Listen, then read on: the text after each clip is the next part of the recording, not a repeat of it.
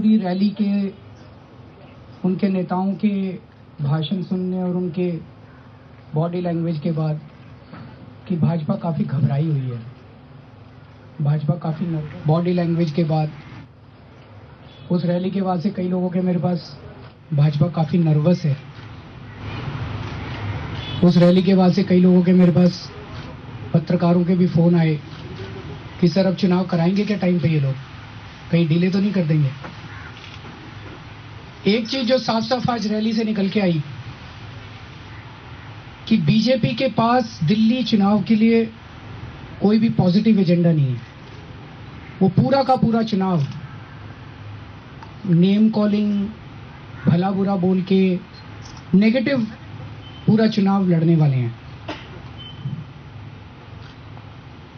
उन्होंने मुझे झूठा बोला, उन्होंने मुझे एनार्किस्ट बोला, उन्होंने मुझे भगौड़ा बोला, उन्होंने मुझे धरना करने वाला बोला, काफ़ी कुछ बोला उन्होंने मुझे। हमने कभी भी इस किस्म की व्यक्तिगत गाली गलौज और भला बुरा बोलने वाली राजनीति नहीं की।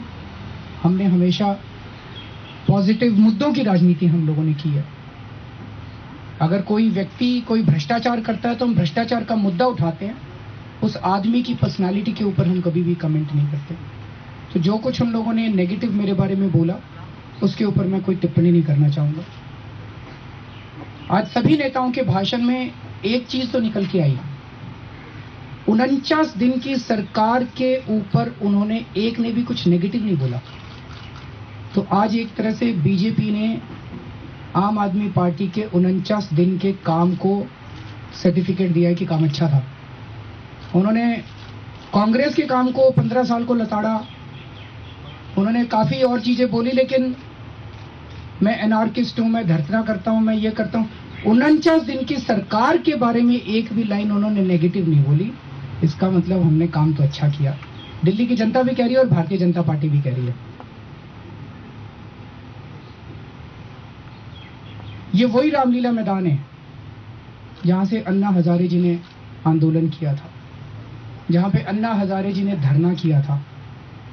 ये वही रामलीला मैदान है जिसमें आज़ादी के बाद का शायद सबसे बड़ा धरना हुआ था आज तक का। ये वही रामलीला मैदान है जिसमें पूरे देश के लोग सड़क पे भ्रष्टाचार के खिलाफ उतर के आए थे। और आज उसी धरने का, उसी रामलीला मैदान से मजाक उड़ाया गया। ये ठीक नहीं है। 6 महीने पहले चुनाव हुए थे इस देश के अंदर। उन चुनावों के पहले भारतीय जनता पार्टी ने कई सारे वादे किए थे। अभी 6 महीने के अंदर ही वो सारे वादे भूल गए वो लोग। आज उनके एक के ऊपर भी चर्चा नहीं की उन लोगों ने। इन 6 महीने के अंदर उन्होंने कोई भी वादा पूरा नहीं किया, ये तो अलग बात है, लेकिन आज उन्होंने वो सारे वादों के ऊपर एक भी वादे के ऊपर चर्चा नहीं की और नई बातों की बात कर रहे थे। उन्होंने वादा किया था दिल्ली लोकसभा चुनाव के पहले भी और विधानसभा चुनाव के पहले भी कि दिल्ली में 30% बिजली के दाम कम करेंगे, 30% बिजली के दाम कम करेंगे। उन्होंने पिछले 6 महीने में एक भी % कम नहीं किया, उल्टे 2 बार बिजली के दाम बढ़ाए उन्होंने, यू टर्न लिया उन्होंने, वादा खिलाफी करी और आज उसके ऊपर एक भी चर्चा भी नहीं की उन लोगों ने। आज उन्होंने एक नया वादा किया है दिल्ली की जनता से कि उनके पास कोई स्कीम है, कोई बल्ब लेके आए हैं वो बल्ब लगाने से साल में लोगों के 300 रुपए एक साल में बचत होगी, मतलब 25 रुपए एक महीने में बचत होगी। आम आदमी पार्टी कह रही है कि पिछली बार 49 दिन में हमने दिल्ली वालों के बिजली के बिल आधे कर दिए थे, अब सरकार बनेगी दोबारा बिजली के बिल आधे करेंगे। मतलब कि किसी का 4000 रुपए का बिल आता है तो वो 2000 का हो जाएगा, किसी का 3000 का बिल आता है तो 1500 का हो जाएगा, किसी का 2000 का बिल आता है तो वो 1000 का हो जाएगा। और भारतीय जनता पार्टी प्रॉमिस कर रही है कि वो आए तो वो साल में 300 रुपए की बचत करेंगे, मतलब हर महीने 25 रुपए की बचत करेंगे। तो लोगों को ये तय करना है कि बिजली के बिल आधे चाहिए कि 25 रुपए महीने की बचत चाहिए। दिल्ली में बिजली के बिल तो हम ही आधे कर सकते हैं, दिल्ली में बिजली के बिल तो हम ही कम कर सकते हैं। ये फॉर्मूला तो आम आदमी पार्टी के पास ही है, जो बीजेपी वालों के पास नहीं है। फिर पिछली बार इन्होंने वादा किया था पूरे फुल स्टेटहुड का, पूर्ण राज्य का दर्जा देंगे दिल्ली को।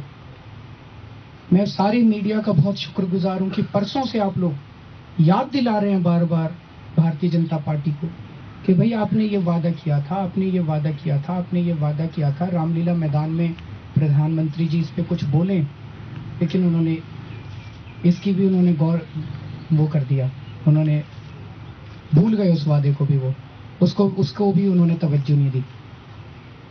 फिर इन्होंने चुनाव के पहले वादा किया था एक भी झुग्गी नहीं टूटने देंगे, जहां झुग्गी है वहीं मकान बना के देंगे। और एक बार नहीं कई बार वादा किया इन्होंने, एक भी झुग्गी नहीं टूटने देंगे। पिछले 6 महीने के अंदर दिल्ली में जब से भारतीय जनता पार्टी की सरकार आई है, तब से एक के बाद एक दिल्ली में झुग्गियां तोड़ते जा रहे हैं।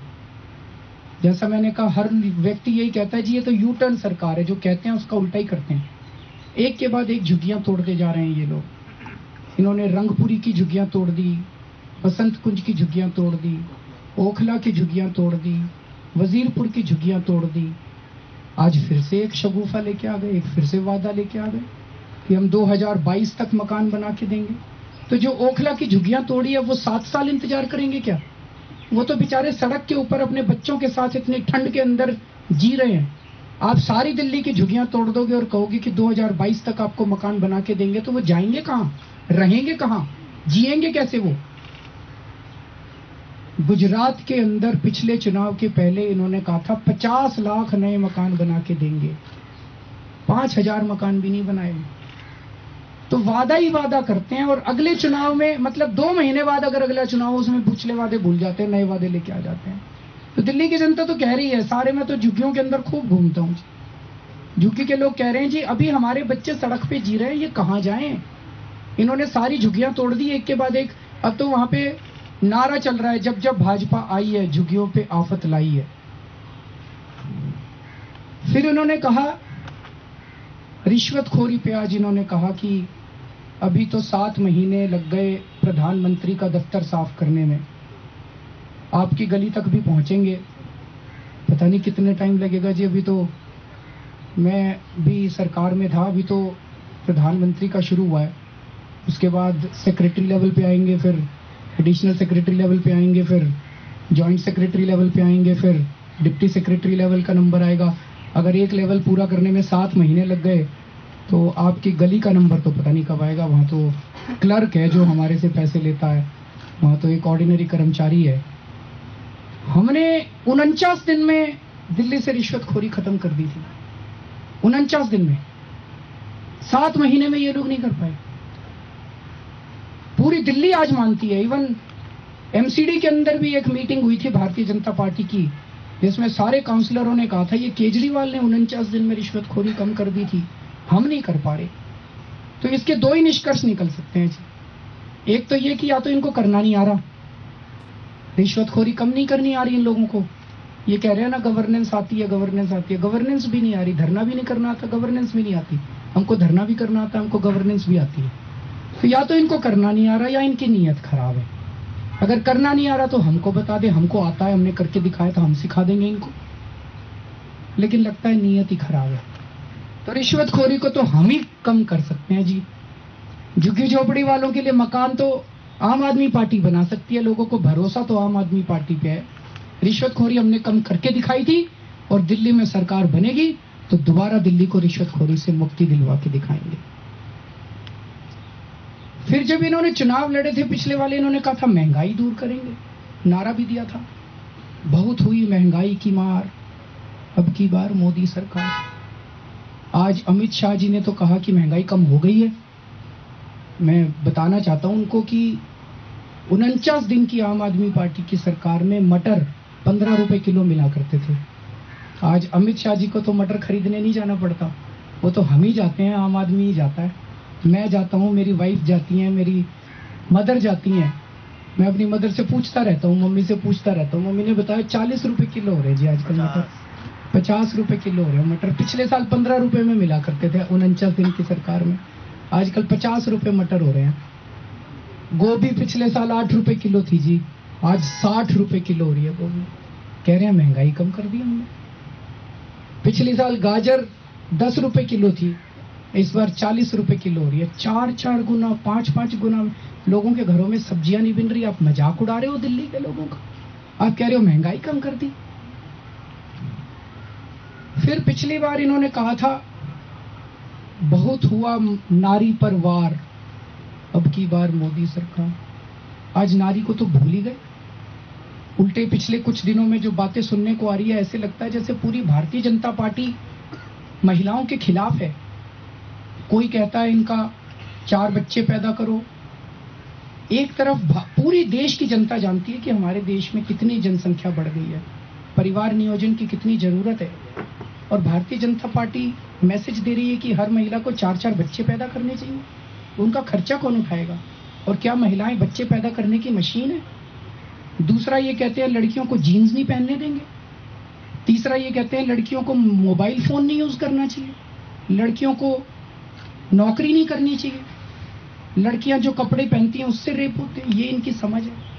तो महिलाओं को तो अब ये कन्वीनियंटली न केवल भूलते जा रहे हैं, पूरी की पूरी पार्टी अब महिलाओं के खिलाफ रोज बयान देती है। और महिलाएं अपने आप को कभी उन्होंने इतना सुरक्षित महसूस नहीं किया जितना आज असुरक्षित महसूस कर रही हैं। अनऑथराइज्ड कॉलोनीज के बारे में अमित शाह जी ने कहा कि उन्होंने संसद में कोई बिल पास करवाया है। कौन सा बिल पास कराया? वो कहते हैं हम झूठ बोलते हैं, पूरा देश देख रहा था आज। तो कौन सा बिल पास कराया? कोई बिल पास नहीं हुआ, कोई ऑर्डिनेंस पास नहीं हुआ अनऑथराइज्ड कॉलोनीज में। तो झूठ बोला सारे देश के सामने, आज झूठ बोला अमित शाह जी ने कि अनऑथराइज्ड कॉलोनीज पे कोई बिल पास कराया। कोई बिल पास नहीं हुआ। हम ये पूछना चाहते हैं, आज उनके सामने मौका था, वो बता देते कि अनऑथराइज्ड कॉलोनीज में रजिस्ट्रियां कब से चालू होंगी, अनऑथराइज्ड कॉलोनीज के अंदर सीवर की लाइनें कब डलेंगी, अनऑथराइज्ड कॉलोनीज के अंदर सड़कें कब बनेंगी। उनके पास कोई जवाब नहीं है। वो केवल राजनीति कर रहे हैं अनऑथराइज्ड कॉलोनीज के साथ। और सबसे बड़ा झूठ आज उन्होंने बोला कि गवर्नमेंट एम्प्लॉयज की उम्र 60 साल से 58 साल नहीं की जा रही है। ये ऑर्डर की कॉपी है। हरियाणा सरकार ने 26 नवंबर को ऑर्डर पास किया है और हरियाणा के अंदर सरकारी कर्मचारियों की उम्र 60 साल से 58 साल कर दी गई है। केंद्र सरकार ऑर्डर बना के तैयार बैठी हुई है। जितने कर्मचारी हैं ना, वो सारे ज्यादा जानते हैं इनसे, पॉलिटिशियन से। सबका नेटवर्क बड़ा स्ट्रांग होता है। सारे कर्मचारी बोल रहे हैं कि जी दिल्ली चुनाव की वेट कर रहे हैं। दिल्ली चुनाव एक बार खत्म हो जाए, दिल्ली के भी कर्मचारियों की और केंद्र के भी कर्मचारियों की ये 60 साल से 58 साल करने जा रहे हैं। खट्टर साहब बैठे थे, ये खट्टर साहब स्टेज पे बैठे थे आज, जिन्होंने ये ऑर्डर पास किया है। मैं ये कह दूं, ये कह रहे हैं ना कि केंद्र में और राज्य में एक ही पार्टी की सरकार होनी चाहिए। केजरीवाल ही लड़ेगा आप सबके लिए। अगर दिल्ली में किसी हालत में नहीं होने देंगे मैं 60 साल से 58 सालों में, और उनके लिए भी किया तो मैं लड़ूंगा उनके लिए। मुख्यमंत्री होते हुए मैं लड़ूंगा उनके कर्मचारियों के लिए। इन्होंने जितने अनऑथराइज्ड कॉलोनीज वालों के लिए मैं लड़ूंगा। अगर केंद्र सरकार नहीं करेगी, मैं लड़के उनसे करवाऊंगा। झुग्गी झोपड़ी वालों के लिए हम करेंगे, उनके लिए मकान बना के देंगे। बिजली के बिल हम उनके आधे करके देंगे। रिश्वतखोरी दिल्ली से हम कम करके दिखाएंगे। हम ये 7 महीने में एक ऑफिस का भ्रष्टाचार कम किया, ऐसे बड़े बड़े 2022 तक ये करेंगे। 2030 किसने देखा जी? 2022 पता नहीं जिंदे रहेंगे कि नहीं रहेंगे। आज क्या करोगे? जनता तो ये पूछ रही थी, आज घर का खर्चा नहीं चल रहा, आज क्या करोगे? आज हम करेंगे। 49 दिन में हमने इतना काम किया। 7 महीने के अंदर क्या क्या काम किया? एक बैंक अकाउंट खुलवाया बस। अरे बैंक अकाउंट खोल, अच्छी बात है, खुलना चाहिए बैंक, उसमें पैसे कहां से आएंगे सर? बैंक अकाउंट खुलवाया बस, एक ही अचीवमेंट है पूरे 7 महीने के अचीवमेंट ले दे के आज ये है कि बैंक अकाउंट खुलवाया। तो हमें मोटा मोटा यही बातें करनी थी। अगर आपके प्रश्न है तो 2-4 प्रश्न ले सकते हैं। नक्सली से की तुलना की गई है। मैंने आपको बोला ना सर, वो हमें झूठा बोलेंगे, भगोड़ा बोलेंगे, नक्सली बोलेंगे। दिल्ली की जनता जानती है कि ये केजरीवाल क्या है।